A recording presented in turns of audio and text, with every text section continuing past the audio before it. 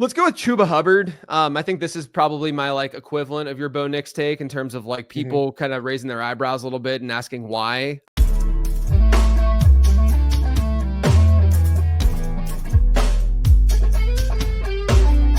What is going on, Sharp Football family? It is your resident Swami of Konami, Rich Hribar, and we are here 1 week after our first preseason action. As a reminder to everyone, if you want to see the updates for the rankings and projections, the fallout from that first week of preseason due to injuries, you can go over to sharpfootballanalysis.com, use promo code SHARP5. You can get $5 off that draft kit that myself and Raymond Summerlin have been working diligently on as we head into these final weeks of draft season.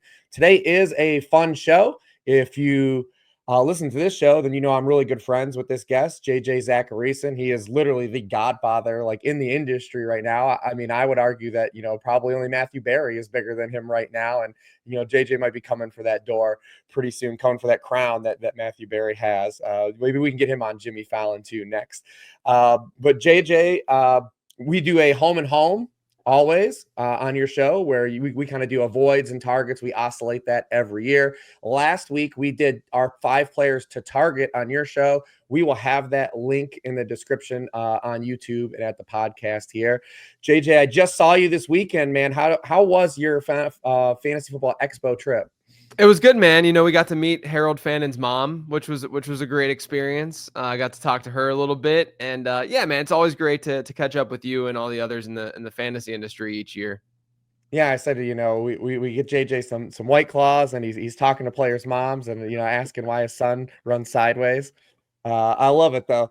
But we are going to be talking about our players that we are kind of shying away from today, on our avoid list. But before we got to get into the players that JJ isn't drafting, we're going to talk about at least one player that JJ is drafting, because it's time for our weekly Best Baller segment sponsored by our friends over at DraftKings, where you can take your shot at their $15 million Best Ball contest this summer. Every week, we ask our standing roster of guests who is their favorite fantasy football pick this draft season. So, JJ, who is your best baller this season? Yeah, man, over on DraftKings, full PPR platform, we want to go a little bit wide receiver heavy, because you got to assume that, that wide receiver is going to hit the flex pretty frequently. And the guy that I've been going after a lot in that 5th round range is Devontae Smith. Last year had arguably the best season of his career, despite the counting numbers or counting stats maybe not totally being there, just because the Eagles were such a run-heavy team. But he had a career high in target share per game.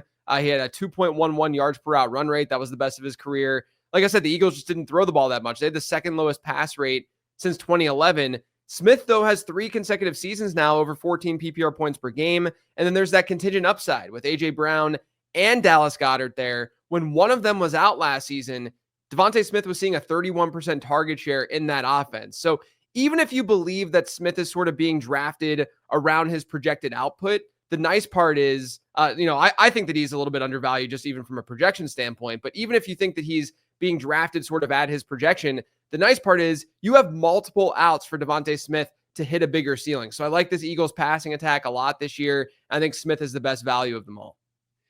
I love that. And if you are playing over at DraftKings, I mean, it's so easy to put these Eagle stacks together in so many different creative ways.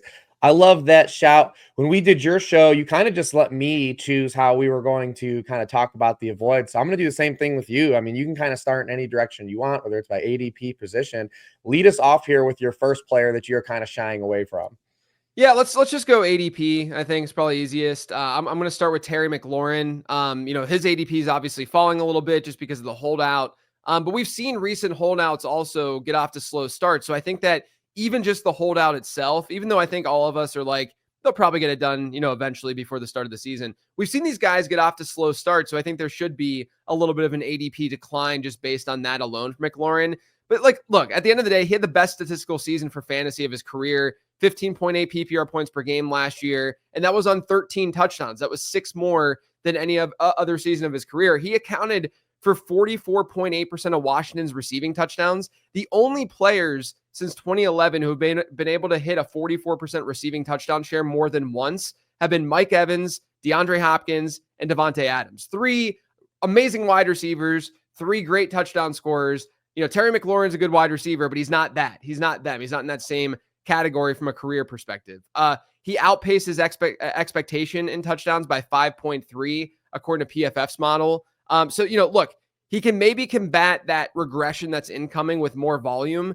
But look, it's a run-heavy Washington team. McLaurin has never been like a 27, 28% target share guy. Last year, he was at a 23.3% target share per game rate. He's never been above a 25% target share in his career. And then they added Deebo Samuel to the mix as well. So I think that the only way that McLaurin sort of combats this regression is if Washington just scores more touchdowns in general, right? Like that's the way that, even if he sees 30% or 32% of the team's passing touchdowns, if that's on more passing touchdowns, then that'd be great for, he might be able to still see, double-digit marks in that column. But my issue with that is Washington was already a really good offense last year. I think we make a lot of assumptions, and I'll talk about this with another player later. I think we make a lot of assumptions about teams who do pretty well the previous season, and we just assume because they get more or better personnel, or because, in this case, Jaden Daniels is another season in the league, that they're all of a sudden going to score like 10 more touchdowns than they did the previous season, without recognizing that in that previous season, they were really, really good and really, really efficient. So I think McLaurin's a fine player. I just don't see another touchdown season like we saw last year. And I don't think that we can just assume that Washington scores 10 or 15 more touchdowns simply because Jaden Daniels is a second-year player rather than a rookie. Yeah, I like that shout a lot. I've been talking about Terry McLaurin a lot this offseason. I mean, one of the more wild stats among wide receivers, he scored 50 PPR points over expectations in the red zone last season. He had 12 end zone targets in the red zone, and 10 of them went for touchdowns. 83% was the highest rate since 2010. There have been 22 other wide receivers over that span that have scored on over half of their end zone targets in the red zone. 15 of those players scored fewer touchdowns the following season. You kind of talk about the team stuff. Washington ended up having the easiest schedule in the NFL last season because they were really bad the year before, and they took advantage of that because they hit quarterback right. But they were third in red zone touchdown rate as a byproduct of some of that stuff we talked about. Teams that have scored on over 45% of their red zone possessions over the past decade, 26 have hit that arbitrary threshold, and none of those teams had a higher rate the following season. Those teams lost an average of 14 touchdowns per team. So you look at Washington going from a last place schedule now to a second place schedule. They go to our 28th ranked schedule. It's our second highest adjusted schedule change from last year. Only the Eagles are higher. Just relying on those touchdowns, and they added target competition, right? Like he had 53 more targets than the next closest wide receiver. It's probably gonna be a little tighter this year with the addition of Deebo Samuel. So I do love that shout as well. But since you brought up Terry McLaurin, I might as well stay with my first guy on that team. And it's Brian Robinson. A little bit more of a non-sexy one here. I get it. I promise I'll have a little bit more heat, coming down the line here. But you look at Robinson, what's happened to him over his course of NFL career. He's just been such a touchdown reliant player. Again, I just ran down the stats on a team that's projected to score fewer touchdowns. In his games without a touchdown in his career, 7 points per game. He's been the average RB34 in weekly scoring. In his games with a touchdown, 15.9 fantasy points per game, on average the RB16 in those weeks. So even with a touchdown, he's been like a mid RB2. And that's because he doesn't catch the football. He has only averaged 1.6 receptions per game so far through 3 years in the NFL. It was 1.4 last year with Austin Eckler. He was also on the field for only 33.8% of the Washington dropbacks, and that's in his games played and accounting for his injuries last year. Washington ran the ball 49.5% of the time when Robinson was in the game last year, compared to 36.9% for Jeremy McNichols, 32.6% for Austin Eckler. This is a touchdown volume reliant player on a team that's expected to score fewer touchdowns. We also don't know if he, in a contract year, is he going to lose any reps? Like, this is a player that really struggled down the back half of the year. And I know he did deal with some injuries. I do want to give him the benefit of the doubt there. But look, he only had 2 rushing touchdowns over his final 8 games last year. He ran for 4 yards per carry over his final 8 games. He gained yardage on only 21.6% of his runs. The league rate was that he failed to gain yardage on 21.6% of his runs. The league rate was 17%. In the playoffs, he only ran for 3.6 yards per carry. This is just a player that is a very you're just not going to hit big with him. And so he's a player, like, because of that, like, I'm never scared of, like, if I miss out on him and the best he offers, like, he's going to shadow realm me. So Brian Robinson jumps out to me as a guy that, like, I'm just bypassing. I haven't drafted him even one time this offseason. Yeah, I mean, speaking about the ceiling, right? If you look at what he's done, if you just break things up by running back rush share and target share, his best target share so far in the NFL, they've been 3%, 7%, and 5%. So let's just take that 7% number. His best running back rush share has been 68%. Just 5 running backs have finished in the top 15 at the position since 2011 who have been below a 68% running back rush share and a 7% target share. And 2 of those 5 are Nick Chubb, who's just an outlier in general as an early down back. I mean, I think that the Ja'Cory Krosky Merritt stuff matters for him too. JCM, I think a lot of people are sort of like pushing towards he's the Eckler replacement of some sort, but I see Bill as more of an early down guy and a good change of pace, and he's way more explosive than the other 2 backs they already have in that team. So yeah, I mean, look, like this is a bet on touchdowns, and I think both of us are sort of the belief that we're not going to draft a player in the middle rounds by asking ourselves, what if this player scores 15 touchdowns? Because that's just not a very sustainable way to draft. 100%. So take us away here with the second guy. Yeah, so second one, let's go with Baker Mayfield. I think that the pro argument for Mayfield, pretty straightforward. You get a really good 2024 season.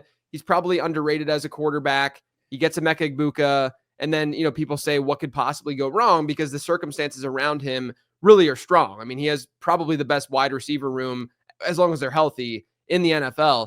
But honestly, when you look at the downside of Baker, it really just comes down to a formula, math.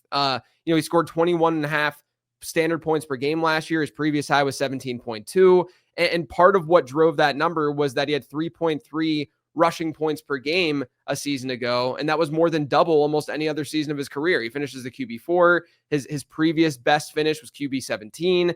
But if you look, really the crux of this argument, in my opinion, is the fact that he had a 7.2% touchdown rate. Since 2011, there's been 15 quarterbacks with next season data that have been between a 6.7 and a 7.7 touchdown rate. So that's 0.5%. Forward and backward of where Baker was last year. Of those 15 quarterbacks, their average points per game in that season where they had the high touchdown rate was 21.4. The next season, it was 17.2. And every single quarterback saw a drop in points per game from one year to the next. I mean, look, the Buccaneers should be pretty good offensively. I do think the Tristan Wirfs injury matters for this offense. And obviously Chris Godwin is not up to speed, and he's not going to be playing, in week 1 and right away. But look, it's a very similar argument as we talk through with Washington, where, we make these assumptions that they can just maintain and keep things up and be as good as they were the previous season. The Buccaneers had 57 offensive touchdowns last year. That's not an assumption that we can make that they automatically get back there. And 72% of their touchdowns came via the air, which is what drove that really high touchdown rate for Baker Mayfield. That's a number that's also not super, super easy for a player or a team to maintain and sustain. Liam Cohen's gone. I don't think that Baker more than likely is going to be able to repeat those rushing numbers. And you bring that all together with the touchdown rate regression. I just don't see a reason to be buying into Baker at like that QB7 to QB9 price tag when there's a ton of, QB15 to QB18 pocket passing quarterbacks like a Jordan Love or even a Justin Herbert, who can bring a little bit of something also with their legs and maybe would be able to have that one outlier-ish season of like 3 to 3.5 points per game via rushing. So I'd much rather just take a stab at those guys later as opposed to spending up and getting Baker Mayfield. Yeah, almost everything on Baker Mayfield's resume last year was just such an outlier. He also fumbled 13 times and only lost 3 of them. It was, pretty wild. I do think when you just look at everything in motion outside of the easy stuff that you and I look at, like the regression stuff, right? Like the team touchdown regression stuff, the passing touchdown stuff we've been writing about for years, right? Like last year when we did this show, our 2 guys, our avoid quarterbacks, were Dak Prescott and Brock Purdy, because they had come off of like outlier touchdown spike seasons driven by touchdowns for a guy that doesn't have like a big backbone of rushing. I know he did have a career high spike in rushing last year. Baker is a really fun scrambler too, like he kind of plays his hair on fire. Yeah. But we can't count on that type of stuff to just be there on a weekly basis, right? Like even if Baker does have some rushing, it's not consistent week to week. And you need those passing touchdowns on a regular basis. Mike Evans is 32. Godwin's coming off of like a pretty horrific injury where we don't know the timetable. He gets Emeka Egbuka working in as a rookie, but he's still a rookie wide receiver. Tristan Wirfs is gone. He's on his 9th coordinator now in the NFL. Josh Grizzard has already said that he wants to throw the ball down the field more, which is a big deal because Liam Cohen completely had an emphasis on the short passing game last year at Baker Mayfield, and it was huge. His average time to throw was his fastest since his rookie season. But when he held the ball longer than 2.5 seconds, he had 14 touchdowns and 13 interceptions. It was a lot more the bugaboos that he's had with him. So like the issues he's had in terms of turnovers. And then when you look at the Bucs, like obviously they have this opening game against the Falcons, but after that they go Texans, Jets, Eagles, Seahawks, 49ers, and Lions over their next 6 games. Like it's a pretty tough gauntlet with a lot of things in motion early in the season. I am with you. I've been consistently lower on Baker Mayfield than his ADP as well. I guess I will stay at quarterback too. I'm just going to follow your lead with all these, I think. And here's where I'll have a little spice here because you don't see this. Everyone seems pretty high on this player. So, but I am actually not down on this player in terms of like ascension because it's a year 2 player. It's Bo Nix.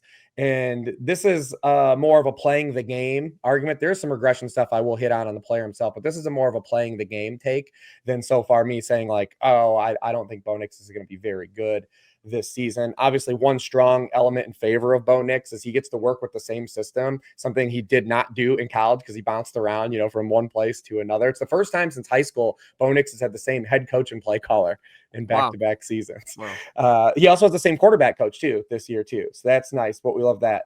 But when you look at Bo Nix and why I'm not drafting him in fantasy football, first let's talk about the player himself a little bit. Obviously, there's a lot of hand-holding with the rookie quarterback, and Sean Payton was able to coax out the best of them. The same thing like Baker Mayfield, emphasis getting rid of the football.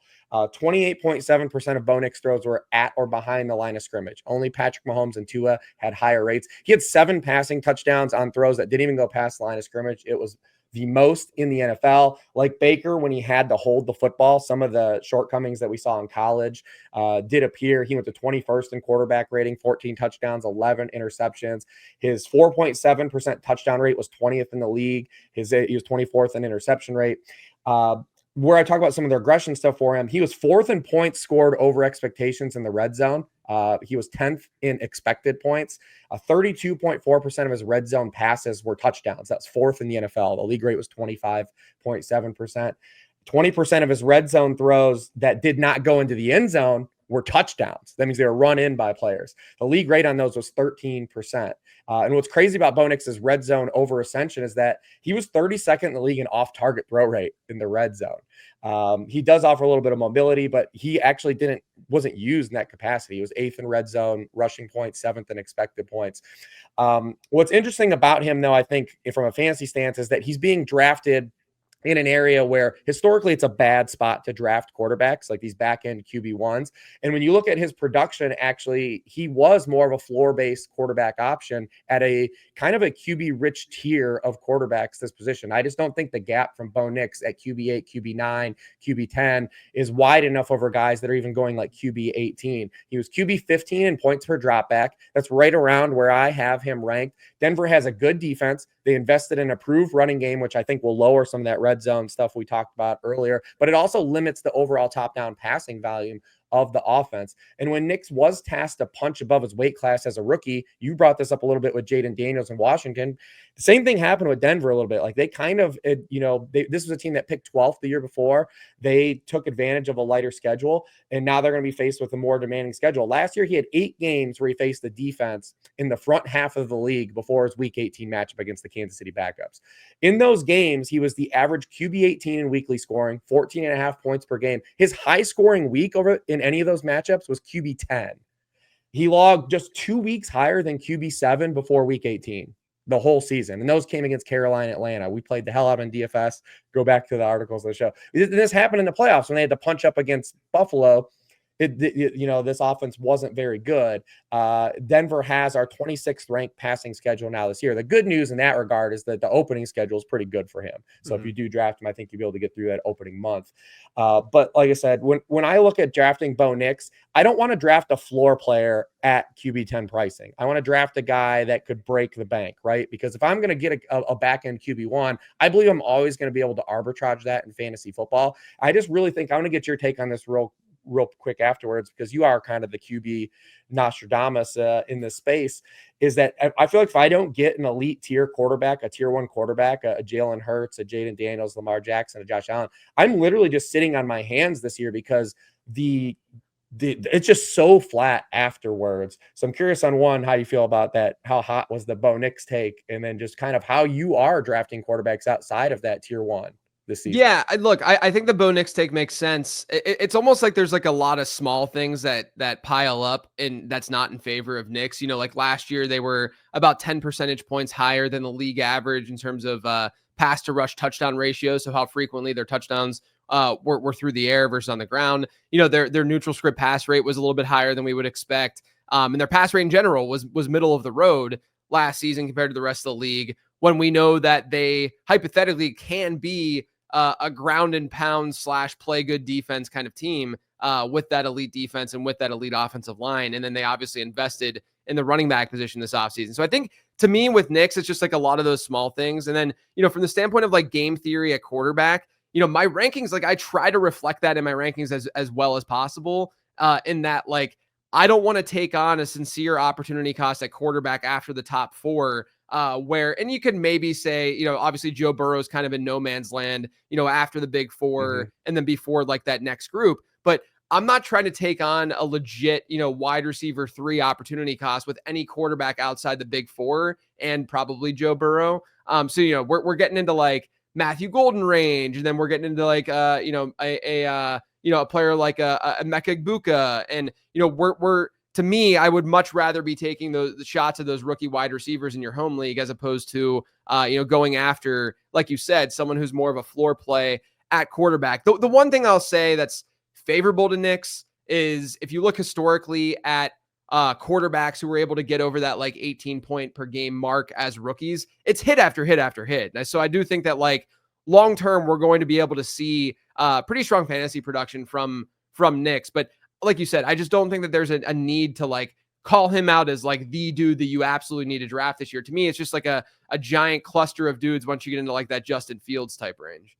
Yeah. And he's typically drafted right next to your guy, Baker Mayfield, kind of in that same range of like where not only historically taking those back end QB1s, but like I'm just well below even taking a quarterback at that point in the draft, right? I'm sure your rankings probably reflect that as well.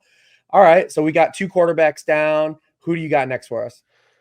Let's go with Chuba Hubbard. I think this is probably my like equivalent of your Bo Nix take in terms of like people kind of raising their eyebrows a little bit and asking why. But look, if you look at what happened last year with Chuba, he had an 83% running back rush share per game rate. That's not a number that's very easy to replicate. That's one of the reasons why, fantasy analysts sit here and we're like, I don't understand Kyron Williams and why he, is being drafted where he's being drafted, because it's just a tough number to sustain year after year after year, because teams usually split their backfields up a little bit more than that. And I think if we look at last year in Carolina, I think that they wanted to split it up more than they actually did. Jonathan Brooks, he came in, he played 3 games. He really played 2 games because he was injured in that 3rd game. But in that 2nd game, so he comes back first game, obviously isn't going to see a big workload because it's his first game playing in a year, right? And it's his first NFL game.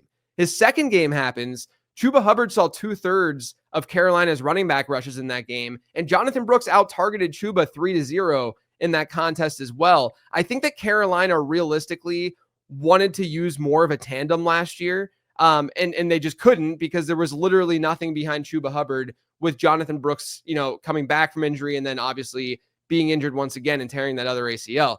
We know that pass catching matters a whole lot at the position. I think that if you look at Chuba's advanced metrics, if you watch him, he's a very good runner, right? He's a very good, he can handle a big workload. He can do a lot on the ground, but where I'm worried is more on the pass catching side. One thing that we know is that pass catching is very, very important, especially for middle round running backs. And like, the mid-range RB2, into RB3 and RB4 range, because it's a way to really differentiate themselves as players in fantasy football. That's just why we're fading Brian Robinson and we're not that interested in that kind of archetype. But when it comes to Chuba Hubbard, I have serious fears of him not being able to maintain that like 12 to 13% target share per game rate that he had last year. And a lot of that comes down to the fact that he's been a pretty mediocre pass catcher, not just last year, but the year before that too. Last year was a lot worse. One of the predictors of target share from one season to the next is yards per route run. It's not just at wide receiver, but at running back as well. And last season, especially at the extremes,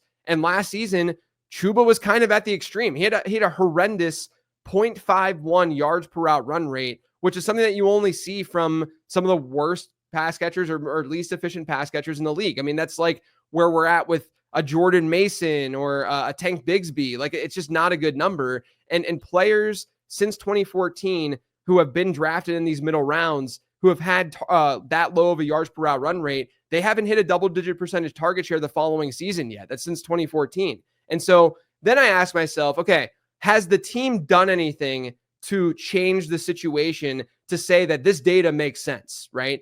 And the answer to that is absolutely yes for Carolina. They went out, they get a guy in Rico Dowdle who can play a pass catching role. He's good in pass pro. They go and they drafted a Trevor Etienne, who is a pass catching specialist. Like, that's what he does as a prospect. And so to me, all of these moves are pointing to the fact that they probably want more of a split backfield. I still think Chuba will see well over, 200 carries as long as he's healthy. But my fear is, where is the pass catching going to come from? They added Tedoroa McMillan as well. And as we know, there's only a 100% target share pie to go around that offense. They do have a good offensive line. Their early season schedule is really nice. So when Chuba Hubbard is a fringe RB1 through the first month of the season, don't at me and tell me that I was wrong, because this really comes down to the fact that as the season progresses, as they hit more negative game scripts, I worry about Chuba really hitting that 10%, 11% kind of target share. If he's in more of that like 7% range, he's going to have a hard time really giving you a ceiling.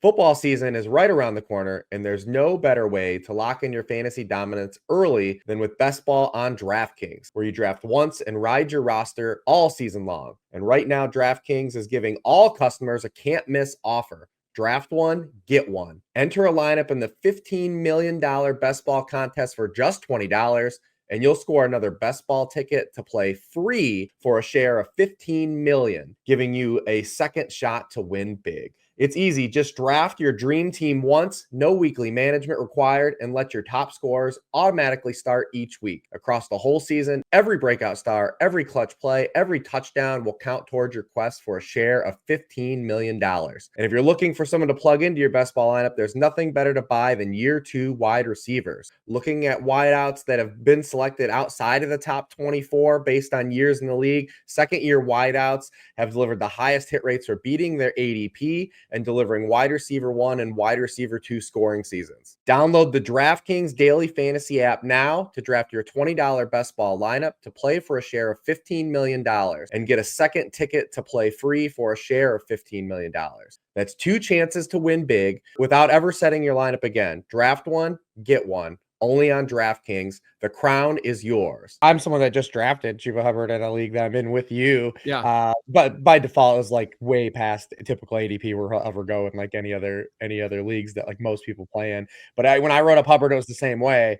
You look at his like counting stats and you see 39 and 43 catches and you're like, oh, that's fine. But then 6 yards per catch, 4 yards per catch. It looks very similar to like what we were getting out of like Ramondre Stevenson, right? In New England, and they had Travion Henderson. It's like those targets weren't adding anything to the offense. So why would we think they're going to keep giving them to him in the offense? And I think that's the easiest pullback where Hubbard loses those touches because, like you said, his last 13 games with Jonathan Brooks basically being out and Miles Sanders missing so much time, he had 82% of the backfield touches over that span, and he also got hurt on that. Yeah. Like he got hurt at the end of the year on that workload. I'm a little more optimistic for him in non-PPR formats because like you said, like the rushing efficiency has been like it's been like extremely high, like the yards after contact Yeah. stuff. He's been really good in the red zone kind of both years. This is a team that we know wants to run the football inherently too, because how much they've invested in their offensive line. So to me, it all just depends on kind of where he falls. If it's pass ADP, he's never someone going out of my way for, because I value the pass catchers more than him, the Travions, the RJ Harveys of the world Right. in range. But if those guys are off the board, I don't mind. I could see him being like arbitrage on like a Jonathan Taylor. You might bristle at this, but I could also see him kind of being arbitrage on O'Marion Hampton, like a little bit. Look, I get it. Like he's a player. Like if you're drafting on DraftKings, for instance, he'll often go in the early 5th, and I think that he's more fine in like the 5-6 turn, right? So like this isn't a stance that I'm taking to say I am so far off of Chuba if he falls in drafts. This is more of a stance of, if you're drafting an RB15 to RB18, you really want a top 5 ceiling realistically. And yes, he's very good on the ground. And yes, I think their offensive line is going to be good, like really good. But the issue I have, again, there's just such an obvious trend and correlation between seeing that 12 to 15% target share and being that top 5 option. I just don't think that's going to happen for him this year. And that's what scares me. Yeah, and just to bring up one thing I brought up on your show when I brought up kind of the defense of RJ Harvey. I mean, since 2010, we've had 34 running backs finishes an RB1 from like the air quotes dead zone, like the RB2 zone. And I mean, in 2/3 of those guys averaged 3 or more pass catches per game, and only 5 of them caught fewer than 2 passes per game. Yeah. Like he fits that archetype of like that ceiling probably just isn't there, even if he remains a hyper efficient player, right. and does continue to score touchdowns, right? Like we just don't want to bet on that player. You want to bet on that past ADP, like if he's, right. If you're doing something else. Like I said, it does, especially not in your full PPR formats. I do like that shout as well. So I have one more running back also on my list. So I guess I'll go ahead and close him out. And it's David Montgomery, a guy who has shadow realmed me in the past. Maybe he'll just continue sticking it to me. When you look at Montgomery last year, he averaged 16.3 touches per game, 83 total yards per game. He had the 12 touchdowns, another player that was efficient. He also averaged 2.6 receptions per game after averaging only 1.1 per game in 2023. From weeks 1 through 14, he had 32 catches and Jahmyr Gibbs had 34. It was basically like an even split. They just interchanged these guys. The question now for David Montgomery, though, is whether John Morton will continue this same backfield split in favor of Gibbs, at least in the passing game. I think there's been some early indication based on commentary from Gibbs, like that's not going to be the case. And even though Montgomery had a spike in catches, the Lions still ran the ball on 50% of his snaps played last season compared to 43% with Gibbs. Like Gibbs is still going to be that guy if they're in kind of some trailing script. This is another team we're going to keep getting like from a top-down level. Like we're expecting them to face a harder schedule and have top-down regression. Also, when you look at Monty, he had a career outlier in terms of what he was used as receiver. He was targeted on 25.2% of his routes. His previous career high was 17.7%, and that was all the way back in 2021. We talked about Detroit. The Lions scored on 54.7% of their possessions last season. It was the 6th highest rate for a team in the 2000s. It was the highest rate for a team since 2019. The 5 teams above them all scored at a lower rate last season. All 5 teams dropped double-digit touchdowns from the year before. 3 of those teams scored over 20 fewer touchdowns than the year before.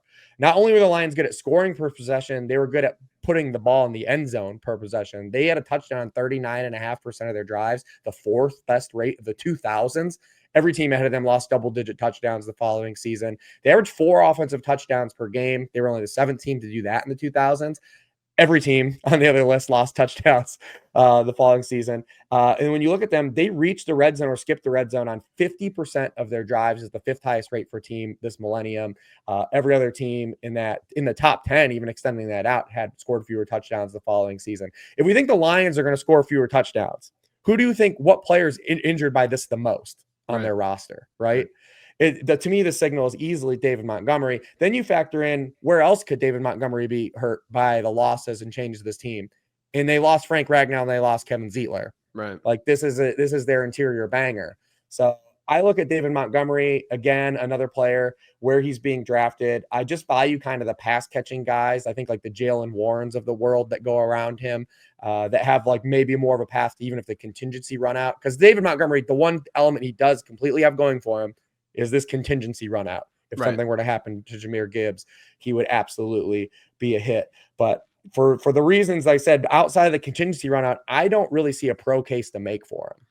Yeah, look, I mean, I think that this is just speaks to the fragility of the role and the fragility of that Lions offense right now, based on what they've done the last couple of years and how people are pricing that into current drafts. You know, they've been top 2 in touchdowns per game the last couple of years, and then all the while, how they've scored those touchdowns has been really close, like dangerously close to like the 50% mark, and that is not something that we often see. I mean, they've been way below average in terms of having those touchdowns be on the ground versus through the air. And so, yeah, I'm with you. I think that obviously in the case of Montgomery, you know, if Jahmyr Gibbs goes down, then this is all moot. But that's part of the game, and we know that there's also other. You know, you could make the exact same argument for a Zach Charbonnet in terms of seeing a massive workload, arguably, you know, a more explosive back too. You know, seeing a massive workload, and his starter is already banged up, so.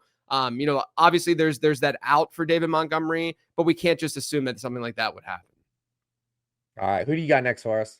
All right, next let's go some low hanging fruit a little bit and go with Travis Kelce. You know, I definitely am a little bit more concerned about fading Kelce and avoiding Kelce this year because of the Rashee Rice legal stuff. Because last year, look, the first 3 games of the season when Rashee Rice was healthy, Kelce was averaging 5 PPR points per game and a 14% target share per game. But then obviously without Rice, you know, he's getting more work in that offense, kind of as that default lower A dot guy. He ended up with like a 25% target share last season, but literally everything under the hood looked worse for Travis Kelce. He had a 1.43 yards per out run rate. That was the worst of his career. His yards after the catch per reception, the worst of his career. You know, he was the tight end 6 in PPR points per game. He's now being drafted that same way, but he had a 25% target share, when I don't think we can just make that assumption that he's going to see that big of a target share year over year. Not only that, but he's another year older. But look, they get Rashee Rice should be back after the first however many games he's going to be suspended for.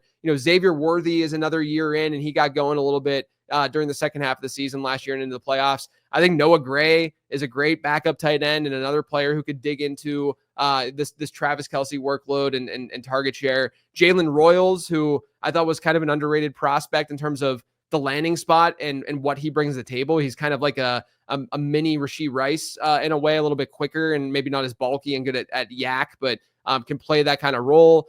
Hopefully Hollywood Brown is a little bit healthier. I know that he's already banged up, but Isaiah Pacheco is healthier too. I mean, there could be more work out of the backfield. There's just more target competition in general in this offense. And if you look historically at players that are ranked in sort of this range where Travis Kelce is going, the hit rates are pretty horrendous. When you look at players who had N-1 season, so previous seasons of a 1.5 yards per route run rate or lower. So you bring that all together. I just think that I don't want to buy in to this range of tight end. It's sort of a dead zone area. I also don't want to buy into an aging player who showed some serious analytical signs of decline last year. So I'm going to fade Kelce. I'd rather go after some of the other players in this offense.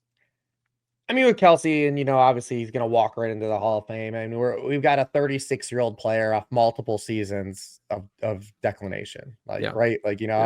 After he had, what was considered a down season in 2023, he averaged, 51 yards per game last season. His 8.5 yards per catch and his 3 touchdowns were career lows. It's the yak stuff, right? That was Kelce's bread and butter. Like, he just no longer really has that type of juice. He's not quite Zach Ertz, but he's like, it's not the Travis Kelce of yesteryear. I also believe we have pretty hard evidence last year from the Kansas City Chiefs. Like, they never wanted to run their passing game through Travis Kelce. They were just forced to for a stretch of the season. Yeah. And they might have to do that again to open the season, but I actually don't even think they do, because we saw Xavier Worthy come on at the end of last season. Right. And I think they'll be able to use Xavier Worthy more in that capacity. I'd be more bullish on them running the offense through Xavier Worthy, even though Kelce will kind of be his freshest in the early part of the season.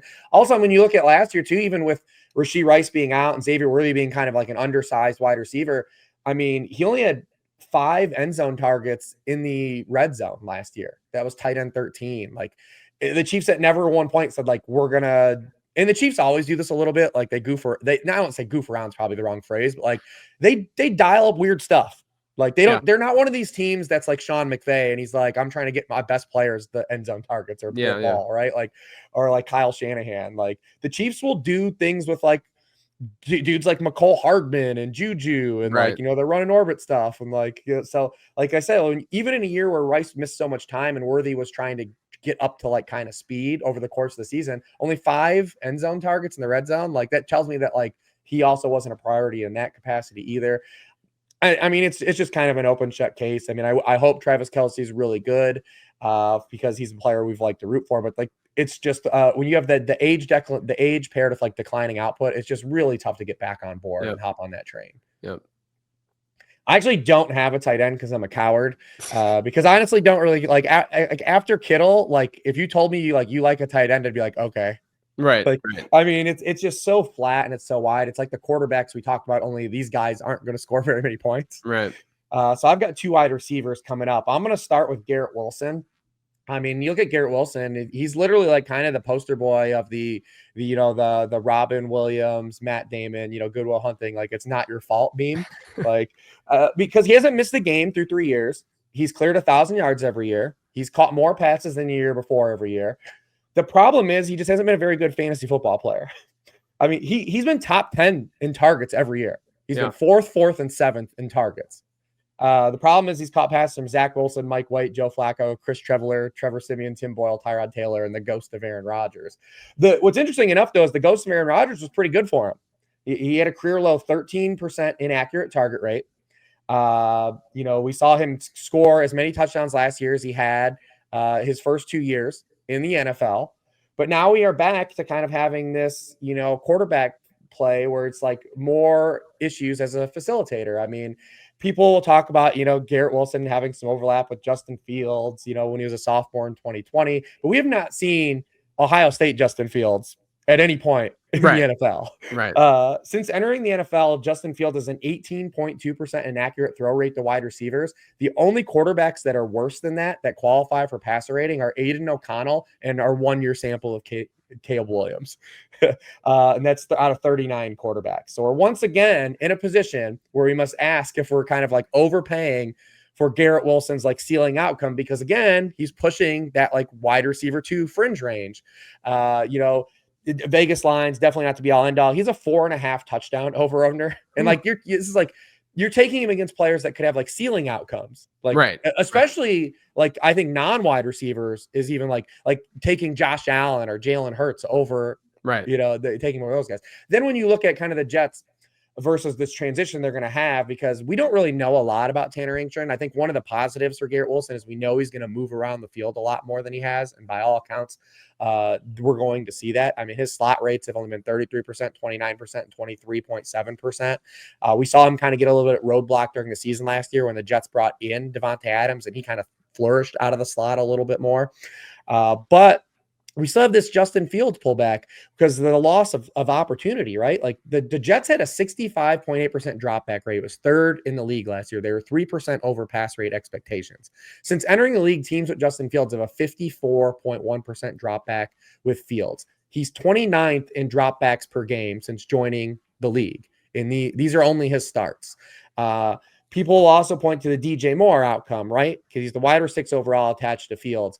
But in that season, DJ Moore was the wide receiver 21 in ADP. Right. Like, we're paying wide receiver 14 plus prices for Garrett Wilson. Like, to me, it's more of like an argument of just like, I have a hard time seeing to where like, even if he plays a little bit better, like him just being a guy that's going to be able to produce like a top 6 wide receiver. I just think you can make that case for other wide receivers around his ADP. And then when you talk about just in terms of having more league leverage, I think guys like running backs, like, in that area, and definitely the quarterbacks offer just way more positional leverage than Garrett Wilson offers. Yeah, I mean, look, you go to the DJ Moore example. I don't think people realize just how good DJ Moore was that year either. He had over 10 yards per target. Garrett Wilson's career high is 7.5. Moore obviously had a really high target share, which I think that we would probably project, Garrett Wilson to get. But his yards per out run that year, DJ Moore's was 2.31. Garrett Wilson hasn't been above 1.85 throughout his entire career. And if you look historically from an ADP trends perspective at top 18 wide receivers, and you look at their previous season yards per out run, when they're under that 2 mark, which we know is usually like the line that we love guys to be over, generally speaking, when they're under that 2 mark the previous season, they hit at a worse rate as well. And that's where Garrett Wilson is entering this year. So I think there's a lot of things pointing in the wrong direction for Wilson, given this offense and given the fact that he's getting passes from Justin Fields now. All right, bring us home here with the last guy you got here. Yeah, I'm going to go with Jerry Jeudy. Maybe this is even a little bit hotter than the Chuba take. I actually probably feel stronger about the Jeudy avoid than I do the Chuba one. But, I do think that we're going to probably see people be a little bit overconfident in Joe Flacco starting the season. That might push up Judy's ADP because they look at what Jeudy did last year with Jameis Winston. They get excited and they say, oh, Joe Flacco is just another Jameis Winston. They'll throw it all over the field, et cetera, which might not be like totally wrong. Like we know we've seen that with Flacco. The problem that I have is that when fantasy matters most in the fantasy playoffs, I think there's probably like a 90% chance or even better that Flacco is not starting for Cleveland because they're going to want to see what they have in their other, 19 quarterbacks on that roster, right? And so if Flacco's not playing, then obviously you're going to get a really inexperienced quarterback, a day 3 quarterback, hypothetically, throwing passes to Jerry Jeudy. And I think that's a problem. Last year, there was that 7-week period where Jeudy was catching passes from Jameis Winston. He averaged 21.1 PPR points per game. He had almost a 25% target share during that stretch. Out of that split, Reeves, he averaged 9.3 PPR points per game and a 21% target share per game rate. And then the other thing too is the Cedric Tillman factor. Like, yes, you could look at the splits with and without Amari Cooper, but the split with and without Cedric Tillman seems more reasonable to look at here because Tillman obviously is still on the team. But I think that we would all argue that Cedric Tillman's a better wide receiver than Amari Cooper is right now. And when Cedric Tillman was active last year before that concussion, Jeudy was averaging a little over 14 PPR points per game and a target share of 19.6%, which is fine, but it's not amazing. Look, the bottom line with Jeudy, you look at all of his his per route run numbers and all of his peripherals, nothing really changed last year. Yes, he had a better fantasy season. He had better output, but nothing changed when you look at his peripherals and his secondary numbers. What changed was no person in the NFL ran more routes last year than Jerry Jeudy did. And I don't think that Cleveland is a team that we can just assume is going to have, one of the highest targeted attempt rates in the NFL this season. So, when you look at all of that, I think Judy's a fine player. I just think that he's been the same dude and he's still the same dude. And when you look at ADP right now, like if you check Fantasy Pros expert rankings, Judy's ranked ahead of guys like Stephon Diggs, Rome Odunze, Ricky Pearsall. I mean, I would take Jacoby Myers over Jerry Jeudy right now because to me, the same kind of outcome it would be projected from a Jacoby Myers as a Jeudy, but Myers is arguably in a better situation overall. And so I think that Jeudy at the end is more of a floor play than a ceiling play. And later on in the season, that floor gets a lot scarier if and when Joe Flacco is not under center. Yeah, when I went under the hood for the tiers and kind of broke this down. So after the trade of Amari Cooper, Jerry Jeudy ran 152 routes without not only Cedric Tillman on the field, but also David Njoku. That's right. That's right. Yeah. On those plays, 30 targeted on 32.2% of his routes, 36.6% of the team targets. Like he was, like you said, he was the last man standing on a team, just like running, like literally playing with their hair on fire. Right. Then over that span, he ran 184 routes with Njoku and Tillman on the field. This is without Amari Cooper. And he was targeted only 19% of his routes and then 20.8% of his routes. That is a very significant dip. That's like a wide receiver 4 like range. And like you said, we have to anticipate that even if Joe Flacco starts, like he is not starting the back half of the year. Yeah. There's no reason to have confidence in that. And then they also add guys like we don't know what's going to happen with Deontay Johnson. Kevin Stefanski has kind of signaled that maybe they want to run more 2 tight end stuff. Game script might not allow them to. We'll see what happens. But when I went under the hood, I was just like, wow, like, yeah, he just had that supreme volume to end the year. And then you had kind of the Jameis Winston factor. But yeah, I mean, I'm with you lockstep because Jeudy has done nothing but fall for me the entire offseason. Yeah, I mean, look, you also have a situation with Flacco that I think we run into a lot of times in the fantasy football space where people think that Jameis Winston is a better real life quarterback than he actually is. And I think the same thing's going on with Flacco. Look at when Oh, Flacco, yeah. when they made the playoffs, like he declined as the season went on. Like he was not as good of a quarterback, as things progressed, because he's an aged veteran quarterback who is not a starter caliber in this league. And so to assume that he can just, like, I'd be shocked out of my mind if he played the full 17 game season. I think that there's a less than 1% chance that happens. And if that's the case, then that means Jeudy's catching passes from day 3 quarterbacks. And that's a scary thought. Yeah, I mean, Joe Flacco literally is the Spider-Man meme with Jameis Winston. Yeah. Is they're able to produce counting stats because they give away so many possessions per game. I mean, Right. Joe Flacco, if you look at his like counting stats, you're like, oh, he's got a lot of touchdowns and a lot of yards the past years. Well, yeah, he's also 7-10 in his game started, and he has 29 turnovers.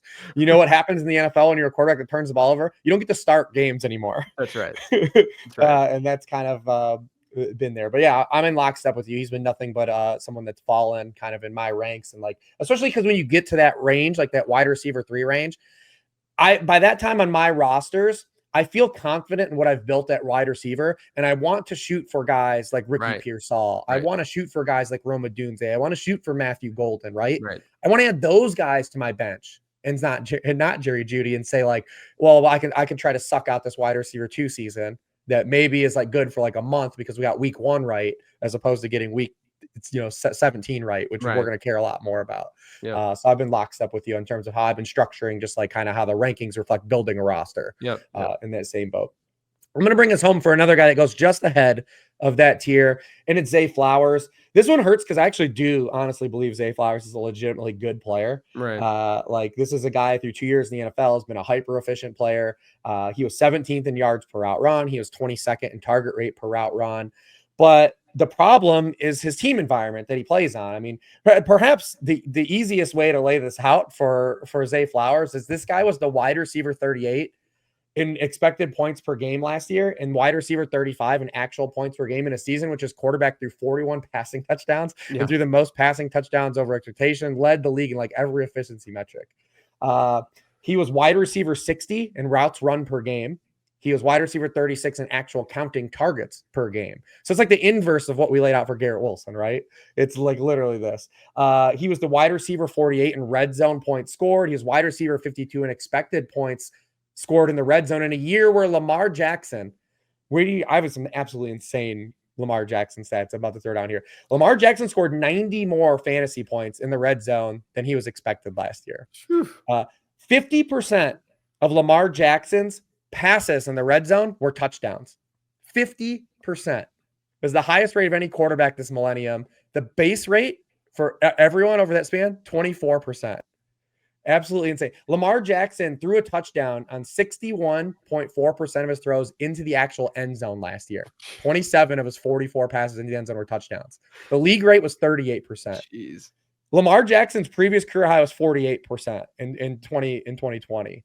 So it's like, and in that same year, Zay Flowers wasn't using the red zone, didn't score any fantasy points. Right. Like, they use their tight ends in that area of the field. It's just really kind of hard when you look at Zay Flowers and where his ADP is, to make like the bull case for him, because he's not going to be on the field. Like, even if the Ravens have some pullback in game script and they throw more this year, more counting passes, they're not going to be in the top half of the league. Like, no one's expecting that kind of transition. And are we still expecting the light to flip to he's now going to have plays dialed up in the red zone for him? Right. I don't just believe that's going to be the case. When you're looking at guys he's being drafted around, that he doesn't have the contingency upside that a lot of those guys have, right? Like a George Pickens, or like even like a Jameson Williams, or a Calvin Ridley. Like, he doesn't have the raw counting targets that those guys could have either. So unfortunately, Zay Flowers, who I believe is a good player, I just find him have a very hard click where he goes in terms of ADP. Yeah, I mean, look, this is a very quintessential example of someone who can meet expectation and, probably finish as a top, 30 to 25 wide receiver, but how much higher can he get from there? I mean, this is a team that's been bottom 3 in pass rate in each of the last 3 years. And we know why, right? Like, they're a good team, strong positive game scripts, great quarterback, great running back. I mean, they're going to be a run heavy team more than likely, even if these scripts go more south than they did a season ago. And like you said, they threw 41 touchdowns last year. Zay Flowers accounted for 4 of them. His expected touchdown total wasn't even much greater than that. It's been 4.2 and 4.9 over the last 2 seasons. It's just that he's not used in that area of the field, despite the fact that he is a very, very good player. He's a very, very efficient player. It's not easy to mostly avoid players who have, previous season yards per route run rates of like 2.25 and such, like, which is where Zay Flowers is at. But I'm with you. I mean, he's just not someone that I think has a top 15 ceiling, whereas the guys that go around him, whether it's Calvin Ridley, I mean, even Travis Hunter at this point, those players have bigger ceilings than he does. Beautiful year. Hopefully we don't get dragged. We've been pretty good. We had a good year last year. Hopefully it doesn't jinx us, but that's 10 players. We try to mix it up. We tried to avoid guys like the low hanging fruits, like the Chris Godwins, right? Like these guys that are hurt. Right. So I love that. As we put a bow on this, let everyone know kind of what you got going on, at lateround.com, everything you guys are cooking up over there as we head into the season. Yeah, man. We got the draft guide right now. It's very much, it's 230 plus pages of a lot of nerdiness. There's a lot of game theory stuff in it. Like if you like fantasy football strategy, there's like 80% of it is fantasy football strategy, looking at historical trends and such. And then the final 20% gets updated every week. It's players to target, players to avoid, some late round dart throws, and the rankings. Then obviously the late round podcast, you should subscribe to that. And then our YouTube channel, youtube.com/@lateroundff. My shower podcast, it keeps it under 15 minutes. I wish I could keep anything that I do fantasy football related under 15 minutes. I mean, JJ is by far the best at trimming all of the fat in fantasy football, whereas I am all the fat.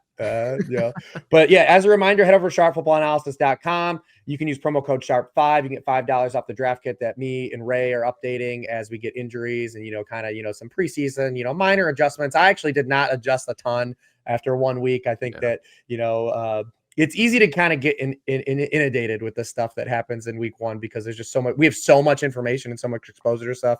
I would caution everyone, like, don't be in a race to get right week 1 right. Be in a race to kind of, play the long game. So check out all that stuff at sharpfootballanalysis.com. I'll be back next week doing a draft with Ray, and actually the big dog Warren's going to be drafting a fantasy team with us next week. So everyone put that on your calendar. Good luck, everyone, and knock on some wood that we get no injuries this week in preseason week 2.